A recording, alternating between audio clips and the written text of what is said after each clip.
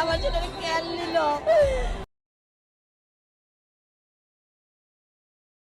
এই যে এই রুমটা এই যে জায়গাটা দেখা যায়, এই জায়গাটা তো মূলত বিমানটা এসে পড়ছে আর কি। এই যে দেখা যায় এই জায়গাটা মূলত এরকম ফাঁকা ছিল না, বিমানটা পড়ার কারণে এরকম ফাঁকা হয়েছে। আর এই যে মাঝখানে দেখা যায় এটা ক্লাসরুম ছিল, অথচ এখানে ক্লাসরুমের কোনো অস্তিত্ব দেখা যায় না।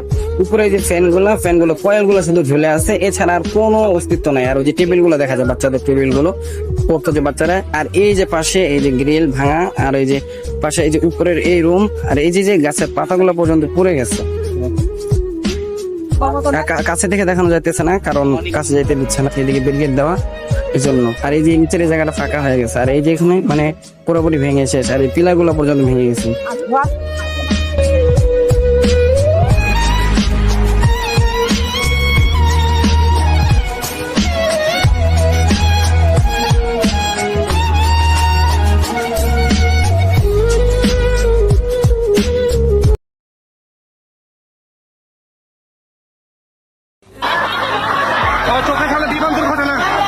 এই হলো বর্তমান বাংলাদেশের অবস্থা।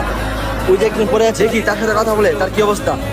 ভাই আমার একটু হসপিটাল নিয়ে যান ভাই, ভাই আমার একটু হসপিটাল নিয়ে যান ভাই।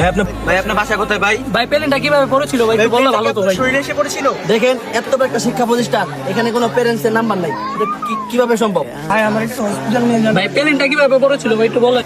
কেন আপনারা কিভাবে কি হচ্ছে দেখেন এইসব। দেখুন ভাই আমাদের বলেন আপনি কিভাবে এটা হয়েছিল একটু বলেন। ভাই কোথায় ছিলেন আপনি ওই সময় দেখেন? প্লেন কি আপনার উপরে পড়েছিল নাকি ছাইড়ে পড়েছিল?